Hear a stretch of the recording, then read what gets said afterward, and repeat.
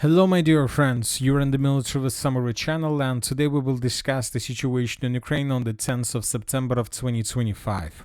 Today we have a lot of very interesting updates, so let's start. And of course, the most important update is the massive missile and drone attack that took place during the night between the 9th and the 10th of September of 2025.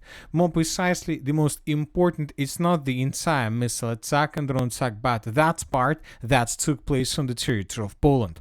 So this morning, the pro-Ukrainian resources began publishing a lot of updates and information that the Russian drones started crossing the border between Ukraine and Poland. But more precisely, and to be more correct, probably it's better to say that not the Russian drones, but the drones of Russian production. So obviously, the drones that crossed the border between Ukraine and Poland were produced on the territory of Russia. But you know that since the beginning of this attack and since all statements were made by different politicals from Poland, from the European Union and from NATO, currently nobody has confirmed and nobody has proved that the drones were launched by Russians.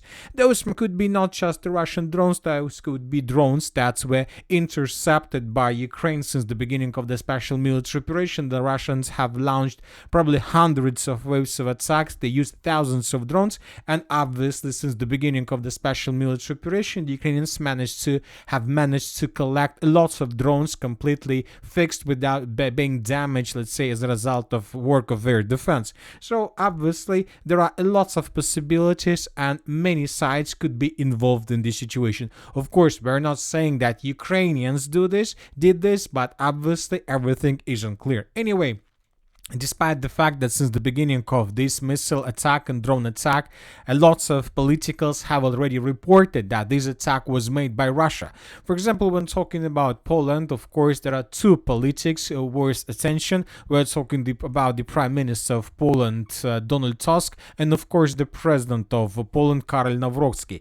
And you know that, maybe you know, maybe not, but that these two persons have conflict between them. And for example, when talking about this situation, right in the morning, the Prime Minister of Poland, Donald Tusk, blamed Russia that it was them who attacked the territory of Poland.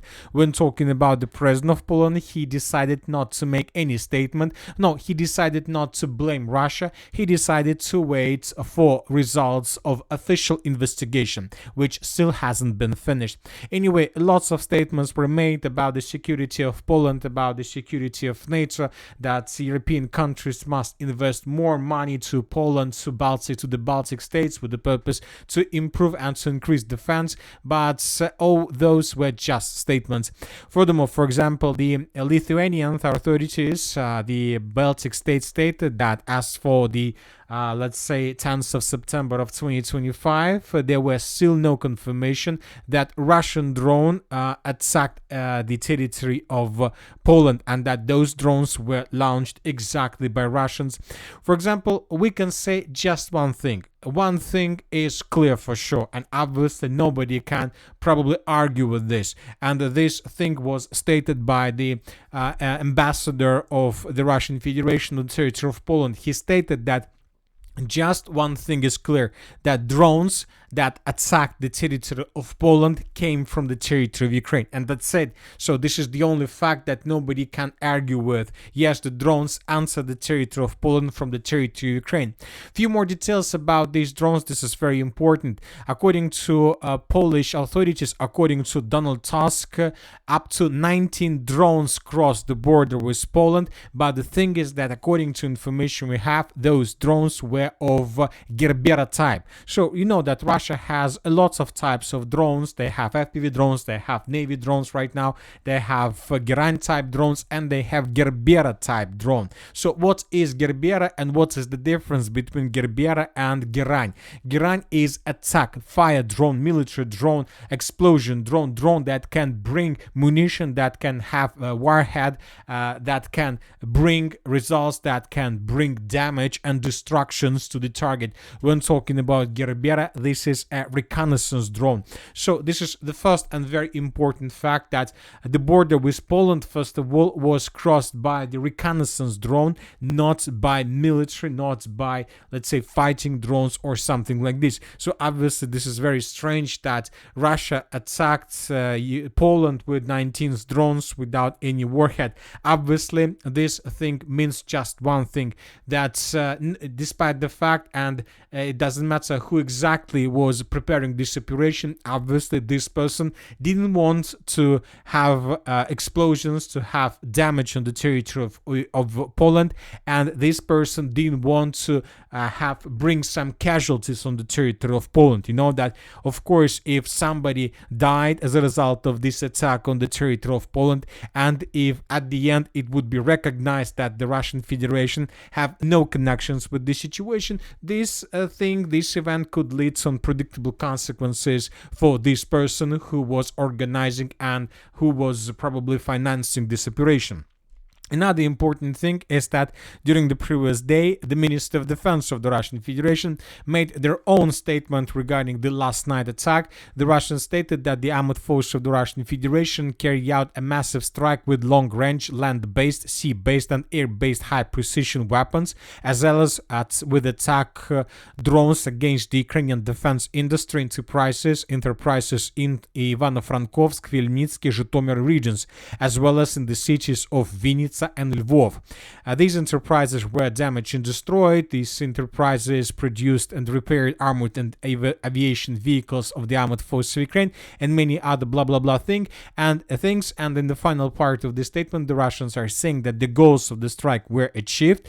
All the assigned targets were engaged. The next important statement: there were no intentions to engage any targets on the territory of Poland. First statement. The second one: the maximum flight range of the Russian drones, the Gerань drones or Gerbera drones used in the strike, which allegedly crossed the border with Poland, does not exceed 700 kilometers. So this is very interesting. Nevertheless, we are ready to hold consultations on this subject with the Polish Defense Ministry.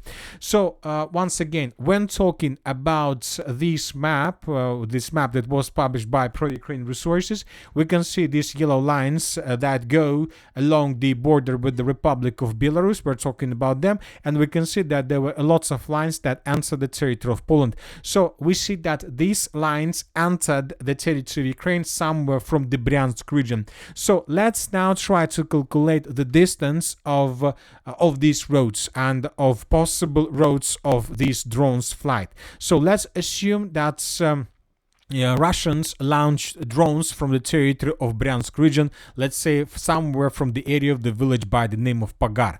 So first of all, these drones were flying in the southern direction with the purpose to avoid crossing the border and the airspace of the Republic of Belarus. Then those drones flew to the north of the city of Kiev, and then they began moving in the western direction, and somewhere around the settlement by the name of Avadne, Pyatydny, Vladimir and Lvov, crossed the border with Ukraine and entered the Polish territory. So when talking just about this road, we see that the distance is approximately 746 kilometers. So once again, the Russians stated that the maximum the flight range of Gerань drones is not exceed 700 kilometers. So according to this statement, of course, this is not a proof. This is not something that can prove that those drones didn't belong to Russia. But anyway, this is very interesting fact. So when talking about these drones, this means that Russian drones should have fallen down somewhere along the border, but not on the territory of Poland. Another important statement was made by Polish authorities. During the day, they were collecting information about those Russian drones, and according to official statement, according to Donald Tusk, the Prime Minister of Poland, a Russian drone flew as deep as 300 kilometers into Poland, local media report. In the Lodz Voyevodish, a Gerbera drone that had crashed in a field was found. This happened even though two F-35s and many other different blah blah blah things was stated by the Prime Minister of Poland. So According to his statement, the Russians not just crossed the border with Poland, but Russian drone flew further deep inside of the territory of Poland and was brought down by Polish air defense, or the drone probably was out of fuel or something like this. After 300 kilometers after the border. So when we calculate these two distances, we see that according to Ukrainian authorities, according to some Polish authorities, Russian drones crossed 1,000 kilometers and then fell on the ground on the territory of Poland, somewhere in the central part. So I'm not telling you that the Russians haven't started using new technologies or something like this, but obviously something is strange. But anyway, despite the fact that there are lots of things that we can't understand, obviously there are lots of people and lots of parties who received lots of benefits from this situation. For example, the Ukrainian Foreign Ministry demands that the West shoot down drones over its territory. The logic of the Minister of Foreign Affairs of Ukraine is very simple. If the NATO countries or the European countries don't want Russian drones to enter their airspace, they need to bring them down. And of course, the best option for them is to bring these drones down on the territory of Ukraine. So obviously, this is a very huge benefit for Ukraine. Another statement was made, of course, by Zelensky. He was giving additional information about the number of drones that crossed the border and many other things. But once again, both this Secretary General of NATO, Mark Rutte, stated that currently we don't have 100% proofs that those drones were launched by Russia. Currently, I believe that nobody has any doubt that the drones were produced by Russia. Obviously, they were produced on the territory of Russia, but now nobody knows for sure who exactly sent those drones. Maybe Russians, maybe somebody else, maybe somebody who is interested in another layer of escalation of this conflict. But when talking about this attack on the territory of Poland, we need to think not just about this attack, because during the previous days, a lot of very important things happened. As we discussed in the morning video, for example, just yesterday, the Russians published, for example, this map, the map of a possible occupation of Ukraine by NATO countries and by European forces. And as you can see, according to this map, probably 60 or 70% of the territory of Ukraine would be taken under control and under the responsibility of European countries like Poland, like the United Kingdom, like France and Romania. And obviously, when talking about this escalation, I believe that this attack with drones plays in the theory of this map and in the theory of, let's say, redeployment of European troops on the territory of Ukraine. And another important thing that is happening right now that currently doesn't have any connections with Ukraine and the special military operation, or at least have not the strict connections, is the military exercises that are currently taking place on the territory of the Republic of Belarus. You know that now there are military exercises by the name of Zapad 2025 or the West 2025. Very interesting and very important military exercises that involves forces from the Republic of Belarus and from the Russian Federation. So what is so important? I would like to remind you that the last military exercises with the title of West took place in 2021, just before the beginning of the special military operation in October or November or something like this. According to information we have, in 2025 and 2021, up to 200,000 soldiers were involved in those military exercises that took place on the territory of Belarus. But important thing that after the end of West 2021 military exercises, the Russian forces didn't leave the territory of Belarus, but they decided to stop along the border with Ukraine. And later in 2022, Russian forces crossed the border with Ukraine from the north and attacked the city of Kiev from the north and from the northwest. So those forces that were involved in the military exercises of Zapad 2021 later attacked Ukraine and the city of Kiev from the territory of Belarus. And now we can see the same story. The Russians and the Belarusians started another military exercises of West West 2025. This time, these exercises involve just 30,000 soldiers, not 200,000 soldiers, but the military, pro-Western and Western military experts are saying that the Russians reduced the numbers officially. So according to them, most likely, currently on the territory of Belarus could be 5 or 6 times more soldiers in comparison with the official data. So if Belarusians stated about 13,000 soldiers, so this means that in total on the territory of Belarus right now could be up to 60 or 70,000 soldiers of the Russian Federation. And now we see the situation that the border between Belarus, not just Belarus, but of Union State of Republic of Belarus and the Russian Federation and the NATO countries, we have additional escalation exactly in this area. And you know what does this escalation means? Very simple. Now, after the end of these military exercises of West 2025, most likely the Russian forces will not leave the territory of Republic of Belarus, because basically they can't do this due to this escalation with NATO countries, because of course after this drone attack, the Western countries, the NATO countries will redeploy or deploy additional forces, air defense systems, troopers, soldiers along the border, which means that the Russians have no political or military right to abandon the territory of the Republic of Belarus. So this is the situation. So as a result of this drone attack, one thing I know for sure, that most likely after the end of the West 2025 military exercises on the territory of the Republic of Belarus, probably up to 70,000 soldiers of the armed force of the Russian Federation will not leave this territory. And obviously these forces could be deployed once again along the border with Ukraine. For what reason? I think we can just guess what could be the reasons of this redeployment, but who knows what can be from this area once again in 2026 or in the late 2025. Or at least this maneuver can force Ukrainians to keep the same forces along the border as well, which means that Ukrainians will suffer losses and will continue suffering huge losses along the current line of combat contact in the area of the city of Pokrovsk, Konstantinovka, or the city of Kupiansk, or in the Zaporozhye direction. So everything is not so simple just to attack a NATO country, to involve NATO countries in the conflict with the Russian Federation. Everything is much more complicated, and now you can see why. Now let's discuss the situation on the ground, and first let's talk about the Pokrovsk direction, where the Russians and the Ukrainians continue attacking each other. As for the previous 24 hours, small changes on the ground were recorded in the area of breakthrough.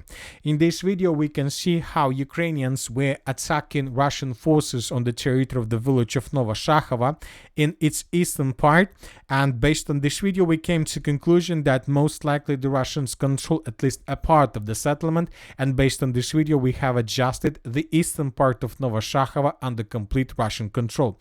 So this is the situation by the end of the 9th of September, and this is the situation by the end of the 10th of September. During the upcoming night we are planning to adjust the map significantly, because by the end of the 10th of September, right before we started making this video, several neutral mappers and Western mappers adjusted their maps significantly in Ukrainian favor, coloring lots of territories. So obviously, according to these reports that we haven't managed to add to the map, the Ukrainians, as a result of their counter-offensive operation, managed to force the Russians to fall back from some directions, especially from the area of the village of Novotoretskaya. As for the city of Konstantinovka, as you can see, during the previous 24 hours, lots of attacks, lots of bombardments were recorded from the Russian side. As of now, the Russians are working just along the main lines of attack. The road T0520 that goes between the city of Toretsk, Nelipovka and the settlement of Konstantinovka, the road 0519 between the city of Konstantinovka, Alexandra Shultina, and the highway N32. So the Russians, as you can see, use lots of drones to attack Ukrainian positions, Ukrainian vehicles, artillery systems. So they're clearing these two roads before possible offensive operation that most likely is going to take place very, very soon. So very interesting situation, but without changes on the ground. As for the Liman direction, during the previous 24 hours, additional changes were recorded in the eastern direction, northeastern, and the northwestern directions. The Russians published another video where we can see how Russian soldiers raised flags in different parts of the city of Zarechna. Lots of episodes with Russian flags confirm that the Russians are about to take the village under complete control. So the Russians, the breakthrough in this area probably started somewhere between the 7th and 8th of September of 2025, because right exactly from that date we began adding changes to this map, and the changes are significant. As for the end of the 10th of September, the Ukrainians controlled just around 20 or even less percent of the village of Zarechna, and most likely in coming days the Russians will establish complete control over the territory. Furthermore, according to several pro-Russian resources, as a result of clashes, the armed forces of the Russian Federation managed to cross the river of Nitris and to take several positions behind the village of Shandrigolova. Basically, according to this pro-Russian resource, the Ukrainian contingent on the territory of Shandrigolova was caught by the Russians in Cauldron, so which means that most likely in coming hours the Ukrainians either will decide to fall back from this area or they will be taken by the Russians without any chances for evacuation. So the Russians are getting closer and closer to the city of Liman and to the Slavyansk agglomeration, to the heart of the Donbas Arc operation, to the heart of the entire Donetsk region, which is still under control of the armed forces of Ukraine.